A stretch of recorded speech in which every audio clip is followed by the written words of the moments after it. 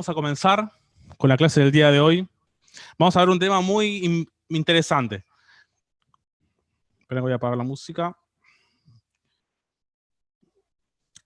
Vimos en la primera etapa del culto apostólico, ¿sí?, cómo comenzamos nuestro culto con alabanza y adoración.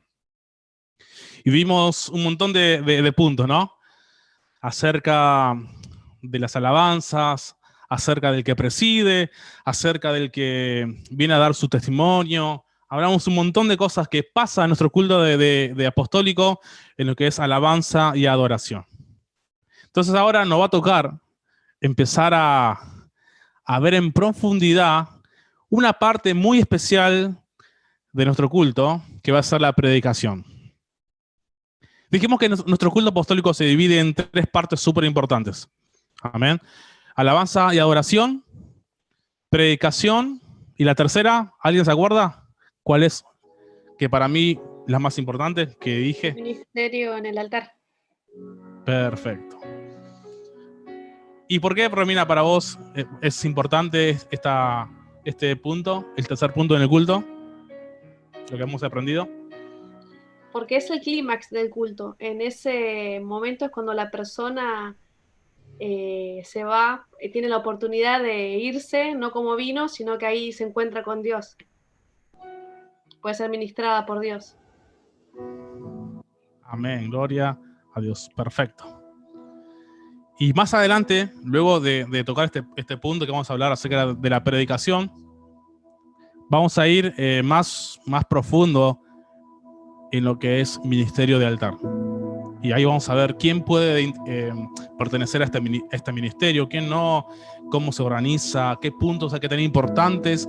Y a los ministros, si hay ministros en esta clase, vamos a hablar acerca de puntos importantes, qué es lo que tiene que decir cuando están obrando en el altar a los hermanos, a las hermanas. Y va a estar muy, muy bueno esta parte que es el punto número 3 de esta materia que hablamos sobre ministerio en el altar.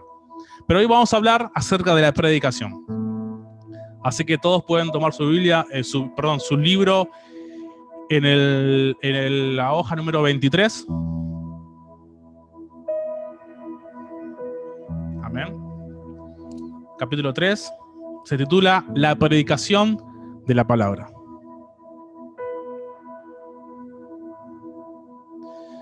Y como introducción dice así: antes que nada, acertamos que esta lección no es un intento de resumir, ni mucho menos cubrir los temas de homilética y hermenéutica. ¿Ustedes tuvieron ya esta materia de hermenéutica y homilética? Amén. Tuvieron que preparar un mensaje, tuvieron que discernir, que ver cómo hacerlo, el bosquejo, ¿sí? Bueno, entonces ahora vamos a hablar acerca de esto. Y aunque acá el estudio dice que no vamos a tocar un tema específico, ¿sí? Y la intención no es esa, sino vamos a entender un poco más acerca de diferentes predicaciones que puede llegar a haber en otros cultos. Esta lección sencillamente hará una comparación entre tres predicaciones específicas en tres diferentes tiempos. El propósito final es de discutir qué cosas no deben cambiar y qué cosas tienen que cambiar en la predicación de la palabra. Y allí ayudarnos a predicar con la palabra cada vez más efectiva. Y este tema, lo que nos pasó siempre con los otros alumnos, que vamos a empezar a tener en cuenta: en mi iglesia se predica de esta forma, en mi iglesia se predica de la otra forma. Y la idea no es que ustedes se pongan en contra de sus pastores. No, por favor. La idea es poder entender como oyente y como ustedes ministros, como los próximos ministros que van a venir, que van a ser encargados de predicar. Entonces ustedes se van a preparar, ya se prepararon con la homilética, con la hermenéutica, y este es un punto más, una herramienta más que van a tener para poder llevar una predicación con excelencia. Pero no por eso ahora yo voy a ir a mi pastor y decir, pastor, usted está predicando mal porque en el Instituto Mauri me dijo esto y esto. No, no. Estamos viendo y vamos a ver 3 tipos de predicaciones diferentes que vamos a encontrar en nuestros cultos. ¿Pero para qué vamos a verlos? Para poder discernir y entender en profundidad la importancia que tiene la palabra de Dios en un culto ordenado, en un culto apostólico, en un culto como Dios quiere. Punto número 1. La predicación del profeta Elías en Primera de Reyes 18 es el punto que vamos a empezar. Dice: para el propósito de esta lección tomaremos las palabras y acciones de Elías en este capítulo como una predicación. A continuación, unas observaciones muy importantes, ¿sí? No vamos a leer el capítulo para no extendernos tanto porque es mucho material que vamos a tener que hablar y Miguel me pidió que estemos acelerando porque tenemos muchas cosas que hablar. ¿Amén? Dice así, punto número 1 acerca de 1 Reyes 18 del profeta Elías, y vamos a tomar este modelo como predicación. Dice que fue la palabra de Dios que levantó y envió a Elías. Existía una crisis, había una sequía y había mucho hambre, ¿sí? Debido a esa crisis, Dios levantó a este profeta. Elías fue a solucionar la crisis y traer la lluvia sobre la tierra. Elías identifica y confronta la raíz del problema. El pueblo estaba claudicando entre la carne y el espíritu. El resultado final fue que la crisis terminó, pero sobre todo que el pueblo confesó a Dios y se arrepintió, y por ende superó el problema y salió de la crisis. Aquí vemos cómo Elías pudo traer un mensaje, una palabra a su pueblo, ¿sí? Pero para traer una palabra tuvo que entender cuál era la crisis, cuál era el problema que había en el pueblo. Como todo predicador, ¿sí? Ya sea pastor, ministro, para llevar una palabra de Dios tenemos que discernir cuál es la necesidad que tiene la iglesia en la actualidad, en el tiempo que se va a predicar. Porque sobre eso nuestra palabra tiene que traer lluvia, ¿sí? A una tierra seca, árida. Y como decía este punto, el resultado final tiene que ser que esa crisis tiene que terminar, el pueblo se tiene que arrepentir y todo se tiene que solucionar. Por eso la predicación es muy importante. Y leímos y vimos en la primera parte de alabanza y adoración, y también vimos una parte en la materia adoración, qué importante es que haya un arrepentimiento durante el culto. Y la palabra de Dios en la predicación es cuando la palabra nos confronta y nos hace ver tal cual somos. La palabra es como un espejo. La palabra es como un espejo que nos hace ver tal cual sos. A la mañana te levantás y ¿qué haces primero? Te mirás al espejo. Amén. Y creo que a la mañana casi nadie está muy lindo, ¿no? Porque es todo así con los ojos, los pelos parados. Y nos refleja tal cual somos. Y luego ¿qué hacemos? Lo empezamos a lavar la cara. El agua, en la Biblia significa la purificación. Entonces empezamos a lavarnos y ya nuestra cara, nuestro semblante empieza a cambiar. Y con la palabra de Dios en el culto pasa exactamente igual. La palabra de Dios tiene que dar ese enfoque que nos tiene que hacer ver cómo estamos, arrepentirme si estoy errando en algo que esta palabra me está impartiendo el predicador, para que yo me pueda arrepentir. Y luego el tercer paso, que es el momento del altar. Ahí se culmina todo y puedo vencer lo que tenga que vencer, cambiar lo que tenga que cambiar. Dios empieza a obrar en mi vida, ¿sí? Luego hay otro tipo de predicación, ¿sí? Que es el del apóstol Pedro en Hechos 2. Dice, de igual manera, como lo hicimos en Primera de Reyes 18, tomaremos el capítulo de Hechos 2 para hacer la siguiente observación sobresaliente. Aquí vemos puntos muy específicos. Dice, la palabra profética de Dios se cumplió perfectamente en el día del Pentecostés. Dios tenía un plan desde el principio y este plan fue ejecutado a la perfección. El propósito de Dios cruzó camino con el tiempo de Dios y produjo el destino en Cristo de Pedro individualmente y de la iglesia corporativamente. El milagro de lenguas produjo una plataforma para la predicación de la palabra. Primero se movió el Espíritu y luego se predicó la palabra. Pedro estaba listo y presto para arrebatar y aprovechar el momento. Pedro le mostró a sus oyentes su problema. ¿Cuál era su problema? Que eran pecadores, digno de juicio y de muerte. Pedro le dijo: ustedes son dignos de juicio y de muerte. Pedro le mostró a sus oyentes su problema, pero Pedro le mostró a sus oyentes la solución. Les predicó a Cristo y Cristo resucitado. Como predicadores, como quien tiene la responsabilidad de traer un mensaje a la palabra de Dios, al pueblo de Dios, nosotros tenemos que entender y hacer ver a la iglesia, al oyente, cuál es su problema.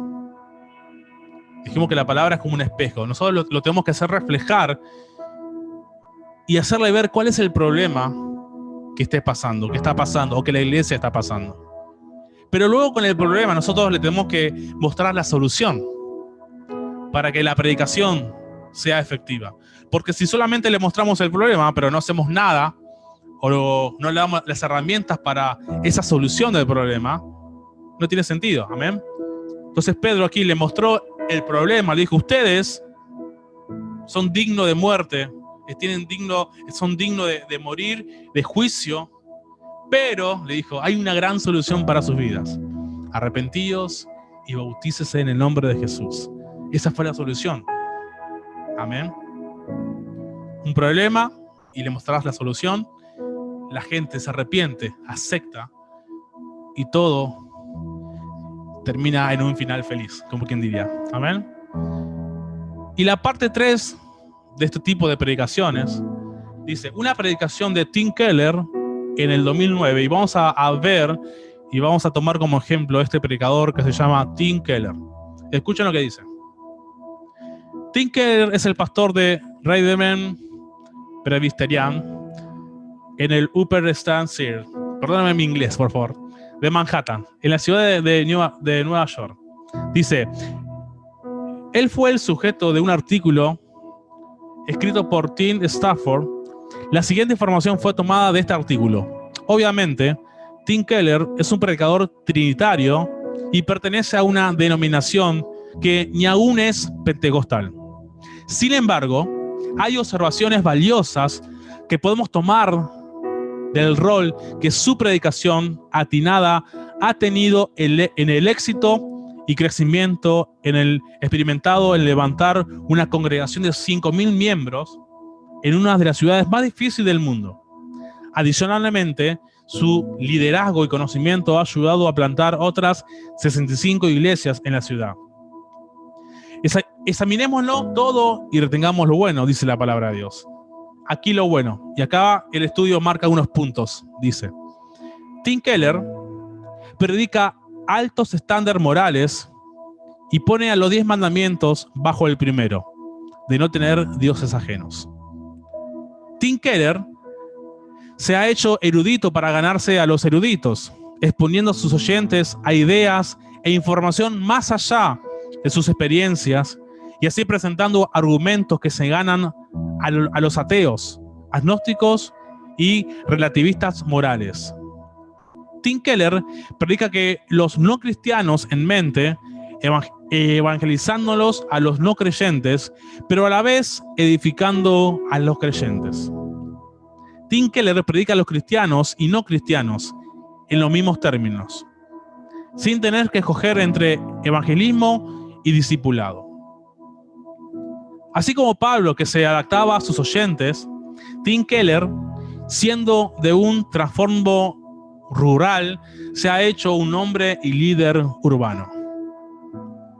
Así como Pablo usó la cultura de sus oyentes en Atenas para predicar el evangelio, Tim Keller ha usado un estilo de predicación como si fuese abogado o litigante para atraer y ganarse a los jóvenes profesionales, doctores, ejecutivos, artistas, músicos de Manhattan. Miremos ahora una predicación reciente de Keller. Predicó del primer capítulo de Génesis sobre la doctrina de la creación. ¿Sí? Ahora vamos a ver. Yo creo que este estudio, el que escribió este estudio habrá mandado un video a sus alumnos de la predicación, pero acá como ya lo tilda como que ya lo vieron a la predicación, pero vamos a ver los puntos en que esta predicación tuvo los puntos a favor, ¿sí? Entonces dice que este famoso pastor predicó del primer capítulo en esa oportunidad sobre Génesis y sobre la doctrina de la creación. En su introducción desarmó la doctrina de la evolución. Luego cubrió 4 puntos de doctrina: la bondad de la creación, lo finito de la creación, la unidad de la creación y la importancia de la creación. En cada punto presentó argumentos que adectamente apelaban a los creyentes y a los no creyentes. Citó a Jonathan, Elizabeth, Richard y John, que deben ser algunos conocidos, amén.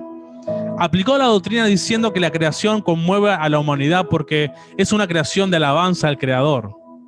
Declaró que la única forma de unirnos al coro es la cruz del Calvario.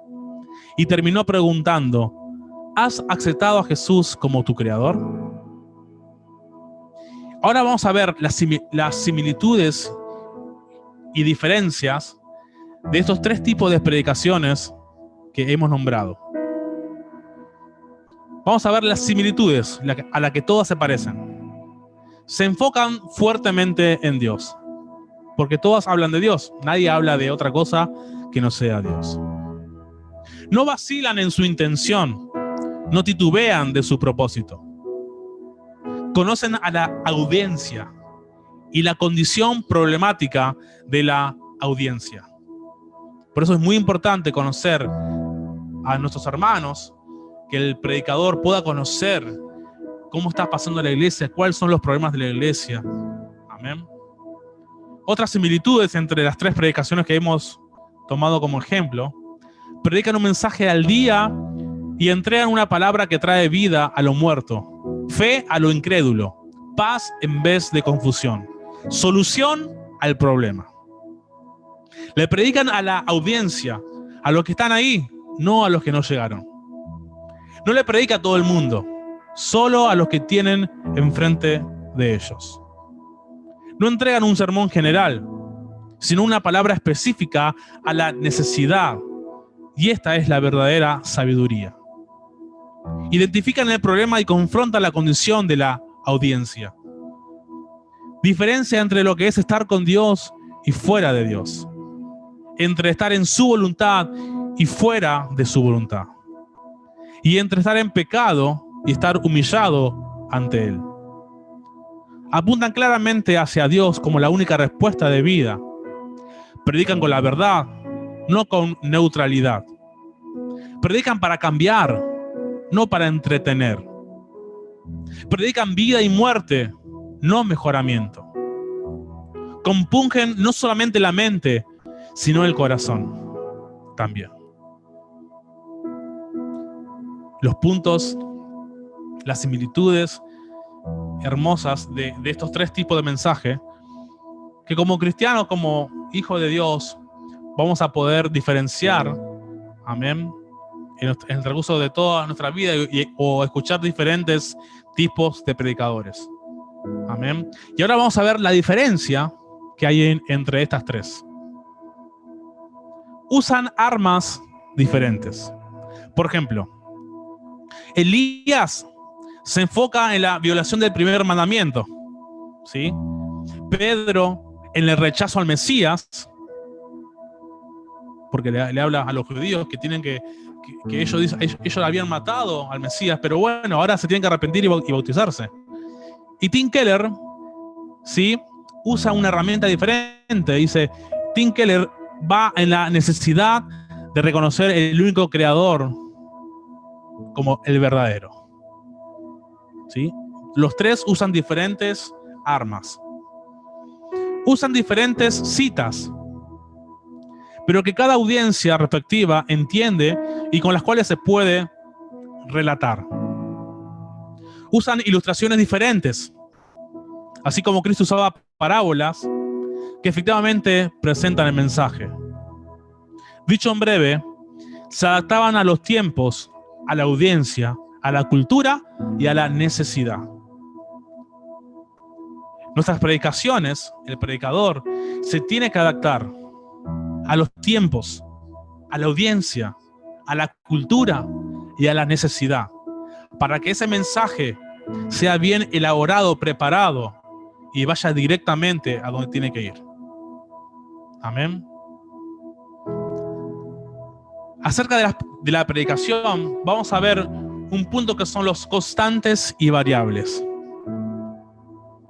Dice así: hay elementos que se pueden y deben variar, como los métodos, el lenguaje. Dice, para que predicar en japonés a los chinos, o en español, o en español a los que hablan inglés. O sea, ¿para qué predicar en japonés a los chinos y en español a los que hablan inglés? ¿Sí? Tenemos que ser conscientes, ¿sí? Por eso tenemos que usar métodos, y el lenguaje tiene que ir, depende del lugar, la cultura que estemos. Las ilustraciones, los argumentos, los puntos de información, los estilos de entrega, pero hay constantes que no pueden ni deben cambiar en la predicación de la palabra. Enseguida vemos algunos constantes que no son negociables. O sea, está diciendo que al preparar un mensaje, hay cosas que podemos cambiar, usar métodos. No sé, hoy en día usamos proyección, usamos la computadora, la tablet, ponemos imágenes. Yo a veces cuando predico pongo un video de introducción, como si fuera el cine, y sobre ese versículo pongo un video de introducción y luego empiezo a predicar. ¿Sí? Puede variar esas cosas, pero acá el estudio dice hay cosas que no pueden cambiar en la predicación. Punto número 1. La sensibilidad y el alineamiento. Amén. Dice así: Dios tiene que estar en control. Somos instrumentos de Él y tenemos que ser guiados por Él. Cada uno de estos predicadores fue sensible a Dios y se alineó al plan y propósito de Dios. No se levantaron conforme a su propia voluntad, sino conforme al Espíritu y la voluntad de Dios. Cuando esto no es el caso, los resultados son mínimos, pobres, frustrantes y aún contrarios y destructivos. ¿Escucharon eso? Cuando en la palabra de Dios no hay una sensibilidad y un alineamiento con Dios de espíritu, lo que podemos estar hablando o diciendo puede ser frustrante, resultados mínimos y destructivos. Cuando hablamos cosas que no son de Dios, que son de la carne, o pensamientos humanos. El predicador tiene que estar muerto a sí mismo y vivo para Dios. Tiene que ir a donde Dios le diga y decir lo que Dios le diga que decir, a quienes Dios indique que se diga. Esta es la verdad y la verdadera unción del Espíritu en la vida de un predicador. Entonces, la palabra de Dios en el momento del culto apostólico no puede faltar que sea sensible a lo que está pasando el pueblo y que haya una comunicación con Dios, para que todo lo que se esté predicando y hablando sea guiado por el Espíritu. Amén. Punto número 2 que no puede faltar en una predicación es la oración y manifestación. ¿Qué es una predicación sin el poder de Dios? Alguien que se destilde y me diga, ¿qué sería una predicación sin el poder de Dios para ustedes? ¿Quién se anima?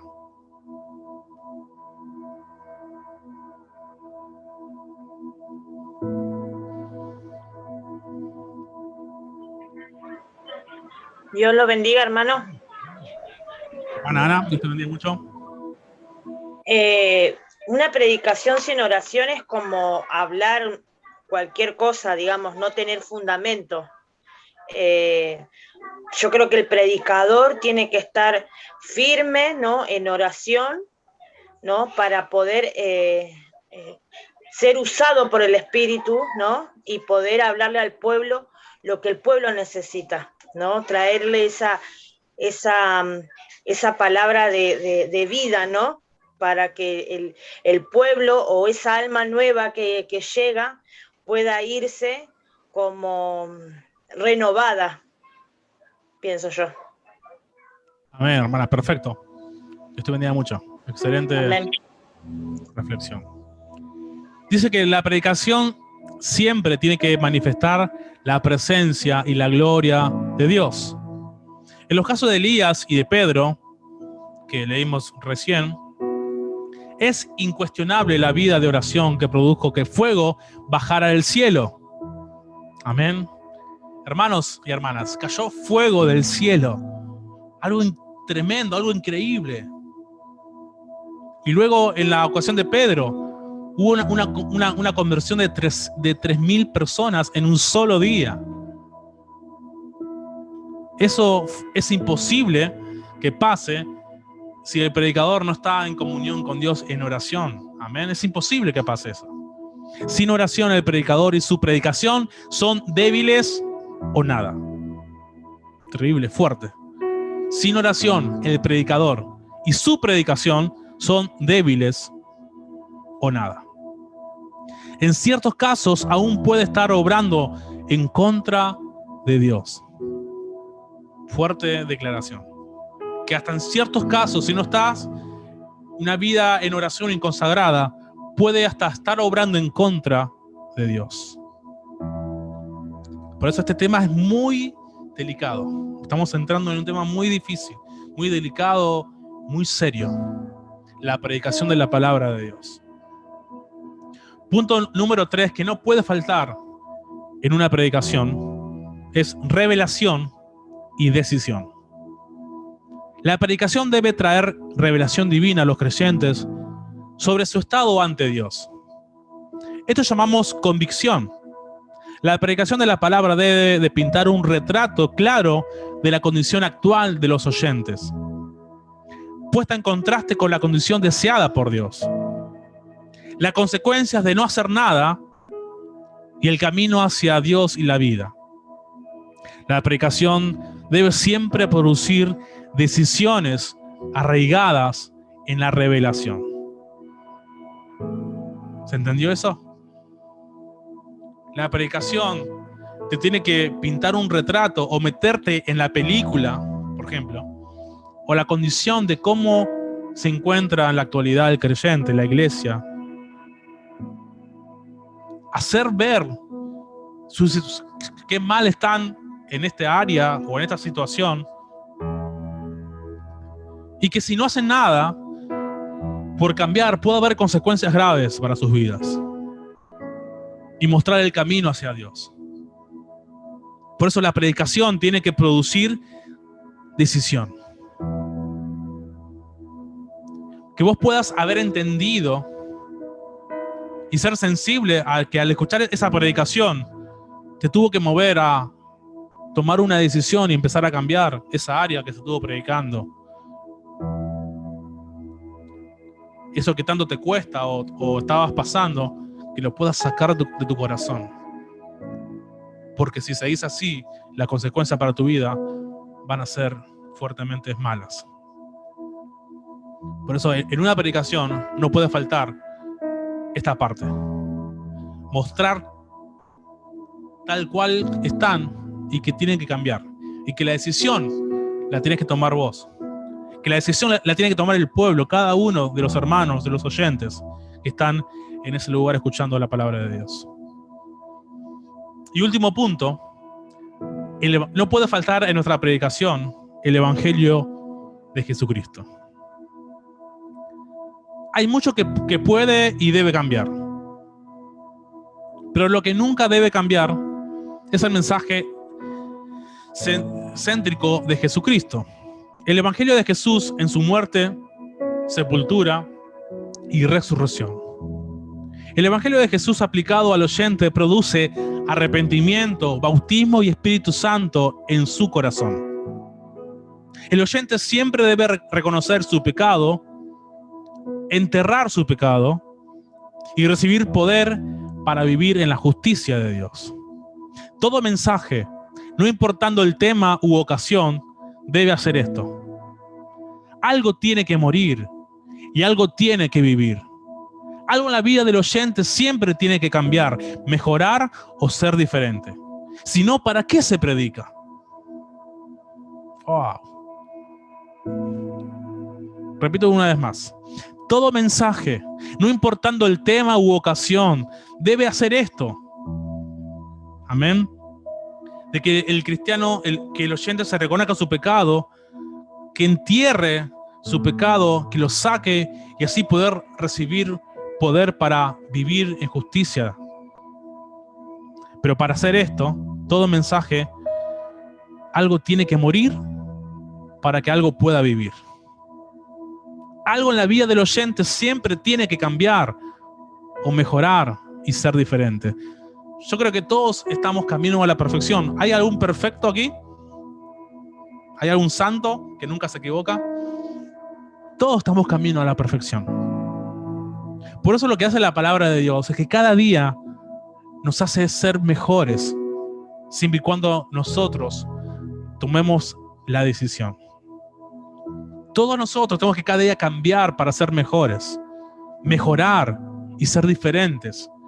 ¿En cuántas áreas? Porque estamos camino a la excelencia, camino a la perfección, camino a ser como Jesús. Por eso la palabra de Dios tiene que lograr eso en el corazón del oyente. ¿Hasta aquí alguna pregunta me quieren hacer? Porque necesito ir un poco más rápido para poder abordar todos los temas que tenemos que hablar. Por eso quiero que ustedes me paren y me digan: Mauri, no entendí esto. ¿Me puedes explicar de vuelta? No tengo ningún problema. Ahora, si se entendió clarito, hacen así y seguimos. ¿Alguna pregunta? Lo quiero mirar a todos. ¿Todo bien? ¿Alguna pregunta hasta aquí acerca de la predicación? Estamos viendo la predicación ya en una parte importante, en una parte muy seria, muy delicada, ¿sí? Y es muy importante que la tengamos en claro, ¿sí? Tal vez nunca hablamos acerca de cómo tendría que hacer una predicación. Y tal vez hermanas que ustedes me están escuchando y dicen: no, pero yo nunca voy a predicar. Pero sí, hermana, podés dar una conferencia de Dorca o de jóvenes, y esto te puede servir también. Y también te puede servir para ser una muy buena oyente y poder discernir si esa palabra, si ese predicador o lo que fuera está haciendo bien o no. Entonces esto también te va a ayudar, por más que no seas un ministro y estés predicando desde el púlpito. ¿Amén? A todos nos ayuda, a todos nos sirve. Es una herramienta muy importante para entender un poco más y nuestra mente se pueda abrir mucho más y ver las cosas de una forma mucho más madura espiritualmente. Seguimos.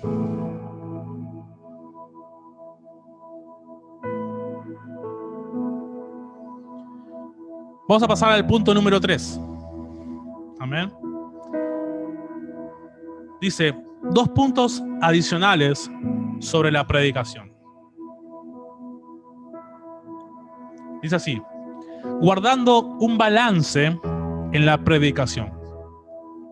Balance significa guardando un equilibrio, ¿sí? Que no sea mucho más de uno y nada del otro, sino que vamos a ver ahora, guardando un balance que tiene que estar nivelado en lo que estamos predicando. Escuchen esto. La mayoría de los libros de homilética presentan 4 tipos de sermones. Digan 4. La mayoría de los libros de homilética presentan 4 tipos de sermones. ¿Ustedes sabían eso? Que ustedes pueden escuchar en su iglesia 4 tipos de sermones. Y yo creo que ahora ustedes lo van a, o tal vez el próximo domingo, si tienen la posibilidad, para empezar a discernir. El pastor hoy me habló en el sermón tal, en el sermón tal, el sermón tal, porque hay 4 tipos, ¿sí? Los 4 son estos: sermón expositivo, sermón narrativo, sermón temático y sermón de ocasión. Dice, entender y aprender cómo desarrollar cada uno de estos tipos de sermones es algo muy importante y necesario.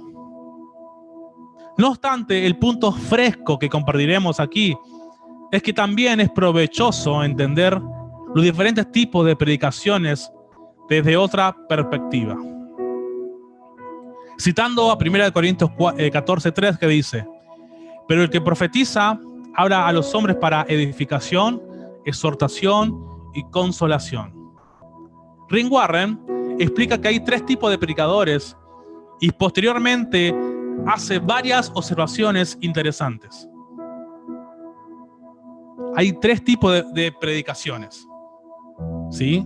Número 1, predicación para edificación, predicación para exhortación y predicación para consolación. Y sobre esto quiero hacer un paréntesis aquí. En nuestras iglesias puede haber 3 tipos de predicación. Y dijimos que ahora vamos a tocar este punto de que las predicaciones tienen que tener un nivel balanceado. ¿Qué pasaría? Y ahora quiero, escuchen bien porque quiero hacerle la pregunta a alguno de ustedes. ¿Qué pasaría si en mi iglesia el predicador solamente me habla y me predica de edificación, edificación, edificación, pero no me habla de exhortación y no me habla de consolación? ¿Qué pasaría en esa iglesia? ¿Qué pasaría en ese pueblo que solamente tiene un solo tipo de predicación, que es edificación? ¿Alguien me puede responder? Lo que le sepa, lo que le salga, lo que ustedes piensan. Ay, Cristo, hermano, yo creo que crecerían de una manera que es incorrecta. Tendrías que tener todo, digamos, los 4 tipos de predicaciones para poder estar edificados sobre la roca de Jesús, y también tener exhortación, también tener edificación. También habla de una prosperidad, pero en lo que es el espíritu, ¿no? De crecer, de ir de poder en poder y de gloria en gloria. Creo eso yo. No sé si está bien. Amén, perfecto tu pensamiento, Facundo, Dios te bendiga mucho. A un hermano más que quiera dar su forma de ver, ¿qué pasaría? Y vamos a hacerlo al revés. ¿Qué pasaría si en la predicación de nuestros cultos solo habría mensaje de exhortación, exhortación y exhortación? ¿Cuál sería el problema para esa iglesia? ¿Alguien se anima a responder? ¿Qué pasaría si en una determinada iglesia solamente se predicaría exhortación, exhortación y exhortación? Paz de Cristo. Amén, de Cristo. ¿Quién habla? Hermano Jaime. Jaime, Dios te bendiga mucho. ¿Cómo andás? Todo bien. En sí necesitamos de los 3 tipos de predicación, porque si solamente hay exhortación, puede llegar a lastimar también los corazones o sea, la sensibilidad de una persona, y de varias formas. Y esto muchas veces lo vivimos. Y nada, eso sería por ahora. Amén. ¿Y qué pasaría? A ver qué más. Quiero escuchar a todos, ¿eh? ¿Qué pasaría si solamente la predicación sería de consolación? O sea, ¿qué pasaría si solo sería amor, amor, amor, amor, amor? Dios te ama, Dios te ama, Dios te ama, Dios te ama y Dios te ama. Y nada más. ¿Qué pasaría? ¿Cuál sería el problema de esa iglesia que estaría corriendo? Amén. Padre Cristo. Alexis. Alexis, Dios te bendiga mucho. Dios te bendiga. Creo que son necesarios los 3, porque hay que entender que las personas, como la iglesia, pasamos por diferentes etapas. Entonces hay que entender la etapa, y el pastor o el predicador tiene que ser sabio y saber ver en qué estado se encuentra la iglesia y ver qué es lo que necesita. Si necesita exhortación, consolación, o qué tipo de mensaje va a ser efectivo al momento que está pasando la iglesia. Exactamente, perfecto. Creo que todos atinaron bien. Y saben que una vez dando esta materia, un alumno se destildó y nos dice, y no voy a decir el nombre de quién, y el pastor por ética me dice, pero mi pastor siempre habla de amor y no quiere exhortar porque tiene miedo que se vayan las almas. Y todos nos quedamos callados. Y hubo un silencio en la sala y no sabemos qué decir. Porque mi pastor siempre habla de amor, porque no quiere hablar de exhortación, porque tiene miedo que se vayan las almas. Por eso esto corremos el riesgo de que si hablas solamente de amor, nunca va a haber un cambio, nunca lo va a hacer ver a esa persona que tiene que cambiar, que tiene que hacerlo ver. Y dijimos que la palabra de Dios es como un espejo que te tiene que hacer ver cómo estás. Y si estás mal, tenés que cambiar. Por eso es sumamente importante que haya un balance en la predicación, el tipo de predicación. Y como decía nuestro hermano Alexis, tiene que haber un tiempo de edificación si hace falta. Y si hace falta un tiempo de exhortación. Y si hace falta un tiempo de consolar al alma. Que está herida, que está lastimada, la consolás. Pero luego la tenés que exhortar porque tiene que cambiar su forma de vivir, su forma que está haciendo mal las cosas. Tiene que salir de ese pecado. Y luego ayudarlo a que su vida se vuelva a edificar. ¿Entienden la diferencia? Ahora, que por qué la predicación tiene que tener un balance en nuestros cultos. Y yo no sé si muchos pastores tuvieron esta materia, pero creo que esta materia es hermosa para los pastores, para los ministros, para los que están predicando. Y esta materia es una herramienta súper importante para los que nos estamos aquí preparando. Muchos desean ser ministros o los que ya somos ministros. Esto es una herramienta muy importante. Porque como vimos más arriba, dice que un predicador, si no está en conexión con Dios, lo que dice puede ser hasta destructivo. Puede hasta ir en contra de Dios. Puede solamente lastimar el alma y que el alma no vuelva más. Amén. ¿Hasta aquí alguna pregunta? Yo tengo mi opinión. Amén. ¿Quién habla? Ana. Hermana Ana, la escuchamos. Bueno, cuando nosotros estudiamos la materia de homilética, aprendimos que la predicación exhorta, consuela y edifica. Yo creo que, como dice usted, también tiene que haber un equilibrio. ¿Sí? No siempre se puede exhortar, no siempre se puede consolar, pero sí siempre se debe edificar, ¿no es cierto? Yo pienso que el mejor maestro en cuanto a la predicación es nuestro Señor Jesucristo. Es decir, hubo momentos que Él obró, predicaba para la edificación, pero en otros momentos exhortaba. Aún sus mismos discípulos le dijeron, Señor, es dura tu palabra. Y es más, los invita y la gente se está yendo. Y el Señor le dice, bueno, quereros y vosotros también. Y el Señor le dijo, ¿a dónde iremos si solamente tú tienes palabras de vida eterna? Entonces yo creo que todos los tipos de predicaciones son importantes. Hay momentos que hay que consolar, hay momentos que hay que edificar y hay otros momentos que hay que exhortar. Porque también cuando estudiamos la homilética vimos que la palabra es personal, es directa e inductiva. Cuando usted recién leía el material, hablaba acerca de las decisiones que tienen que tomar las personas. Es decir, la palabra nos tiene que llevar y nos induce a un cambio, ¿sí? A una transformación, a una edificación. Entonces creo que un buen predicador tiene que estar siempre preparado, y como el pastor es el pastor de las ovejas, ¿quién mejor que el pastor conoce a sus ovejas y sabe perfectamente el tipo de mensajes que necesita su pueblo? Esa es mi opinión. Amén, hermana, excelente.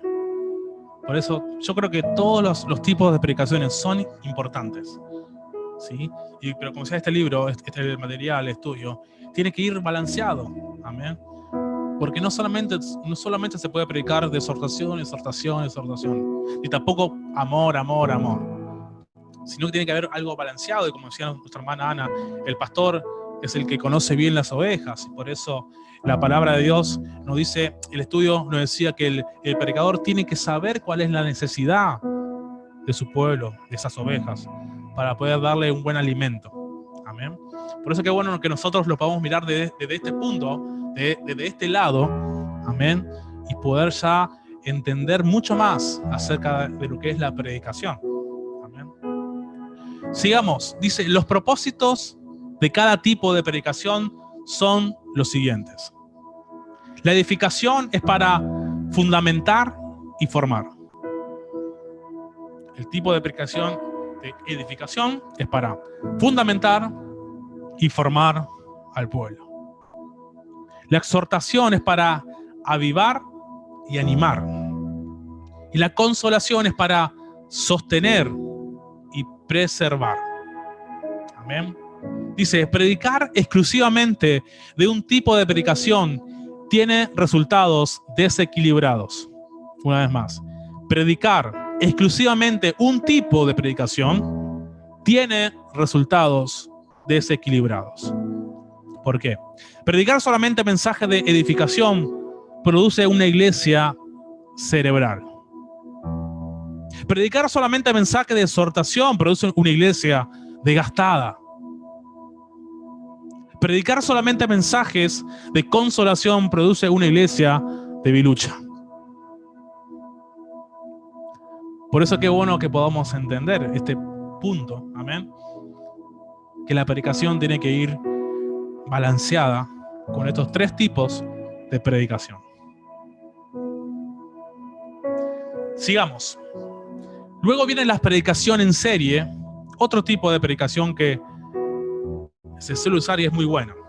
Dice, otra estrategia que cada vez está cobrando más fuerza en la prédica en series es la prédica en series. Es decir, desarrollar un tema general a través de una serie de predicaciones de 3 o 4 semanas. Esto evita la desconexión entre temas producidos por el cambio de temas semana tras semana y permite que las predicaciones entren más a fondo y así recalquen un tema hasta que quede asentado apropiadamente en la vida de la congregación. Por ejemplo, el obispo Samuel Valverde, durante el mes de abril del 2009, predicó una serie titulada El paquete de estímulo de Dios, Principio de Cristo en crisis económica, que consistió en las siguientes 3 predicaciones. Regresemos al señorío hasta que todo cristiano resuelva el asunto del Señor de Cristo. La iglesia estará dividida entre sus circunstancias, su lógica, su voluntad propia y las promesas y mandamientos de Dios. Una de dos, el Señor es Señor de todo o no es Señor de nada. Esa fue la primera. Luego siguió la segunda predicación y habló de los genes de Levit. Este mensaje presenta el concepto del diezmo desde una perspectiva nueva, pero bíblica. Es necesario entender el propósito, poder y constitución genética espiritual detrás del diezmo, hasta que la iglesia se vista con entendimiento y practique el principio levítico del diezmo. Mostrará su desnudez espiritual al tratar de cumplir la misión del reino al estar de vestida. Luego siguió con la próxima y dice, amó de tal manera que Dios, se llamó la siguiente predicación, dice, el amor equivale al dar. Este mensaje explora los ingredientes de la ofrenda más preciosa que jamás se ha dado. Y la cuarta predicación, gozo en Josén. Luz en medio de tinieblas, vida en medio de muerte, prosperidad en medio de recesión. Si la iglesia aprende de Gosen y va a Dios, podrá no solamente sobrevivir los tiempos de depresión económica, sino podrá florecer en medio de ellos. Combinando los puntos 3.1 y 3.2, una opción es predicar una serie de edificación por un mes, seguida por una serie de exhortación por un mes, seguida por una serie de consolación por un mes, y luego repetir el ciclo. Otra opción es de planificar las predicaciones trimestralmente, es decir, por un periodo de 3 meses predicar series de edificación, seguida por un periodo de 3 meses predicación serie de exhortación, seguida por un periodo de 3 meses predicando serie de consolación, y luego repetir el ciclo. Esto producirá un balance que resultará en una congregación sana y completa. Y como conclusión termina hablando sobre esto. Billy Conn es un evangelista apostólico pentecostal quien Dios ha usado como como pocos otros en la historia de la iglesia. Dios le ha usado para desatar el bautismo del Espíritu Santo sobre cientos de miles en un solo culto. Recientemente, una biografía sobre su vida fue escrita por Downs y la Donna Joseph, titulada, bueno, ahí dice el nombre. En este libro, Billy Conn dice que el secreto de su éxito está en saber qué es lo que Dios va a hacer, dónde lo va a hacer y cuándo lo va a hacer, y luego llegar a la escena. En los casos que vimos de Elías y de Pedro, ellos se alinearon perfectamente con la voluntad y tiempo de Dios, y los resultados fueron asombrosos. La pregunta es, ¿cuántos predicadores hoy en día oran fuera de tiempo, en el lugar incorrecto, a la audiencia incorrecta y en forma incorrecta?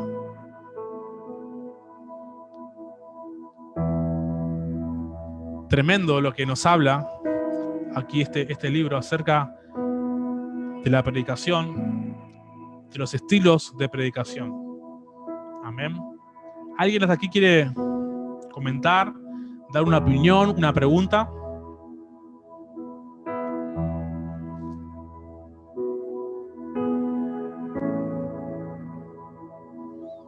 ¿Se entendió? Si no preguntas es porque se entendió perfecto. O no se entendió nada.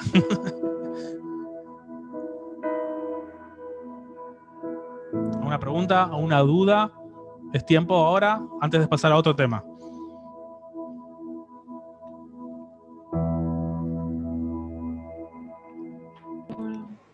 Paz de Cristo, hermano.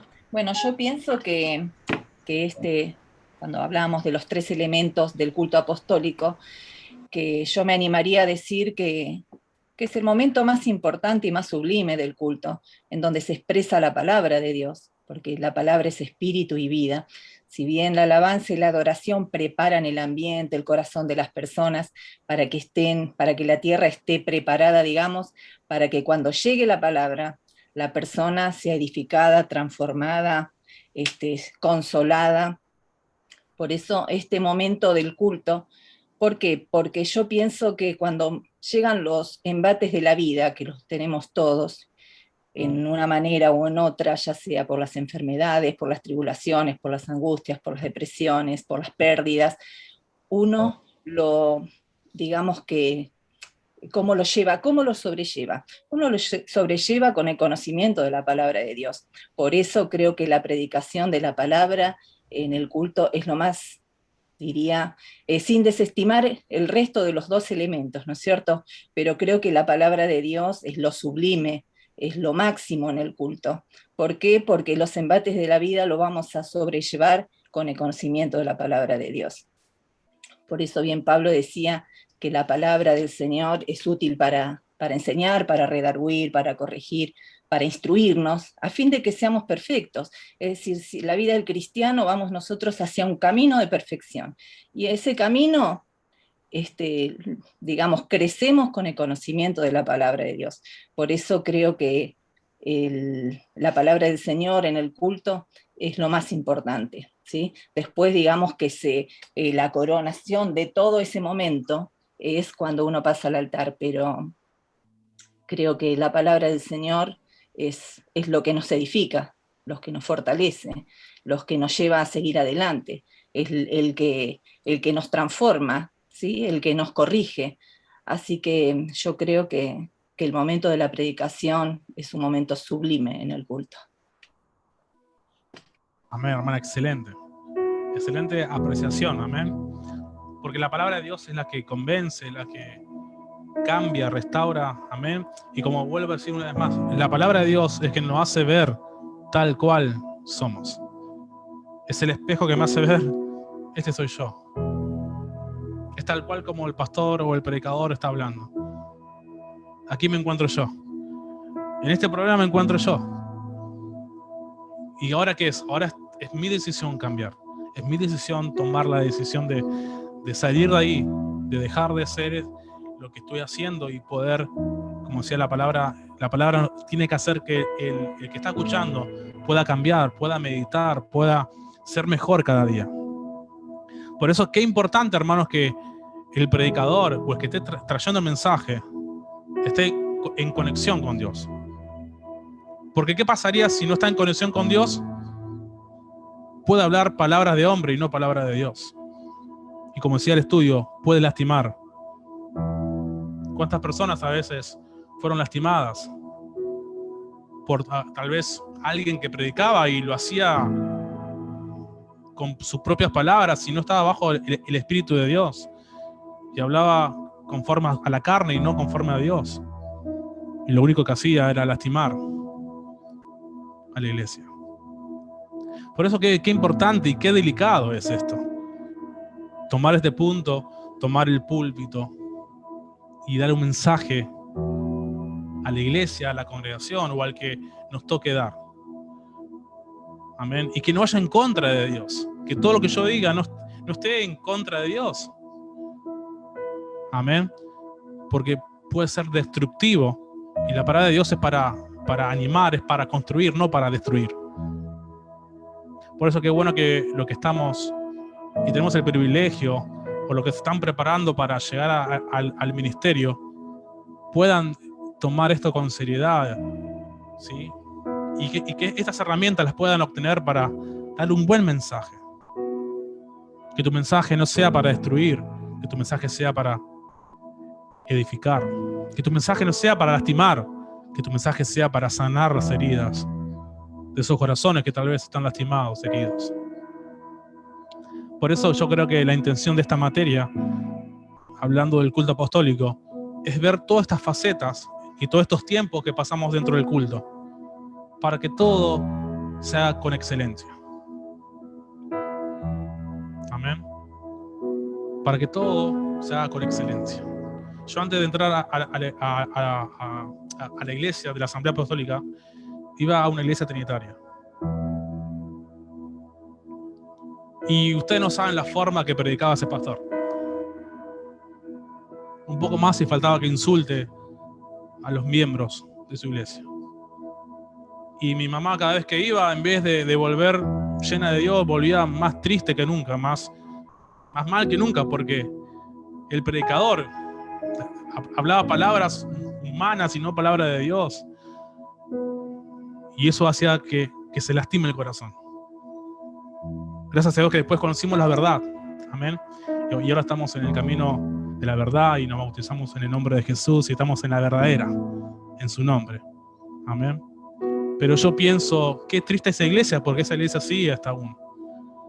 Qué triste que sigue siendo lastimados, que sigue siendo tal vez lastimado por alguien que en vez de hablar palabra de Dios, habla palabra que se le ocurre en el momento y solamente en vez de sanar el alma, lastima. Amén. Por eso, qué lugar de privilegio, pero también qué lugar tan sensible y delicado es la predicación de la palabra de Dios. Amén. Para todo el pueblo. Amén. Así que hasta allí, ¿hay alguna pregunta más antes de ir al recreo? Porque ya terminamos con este tema y empezamos con otro tema después del recreo.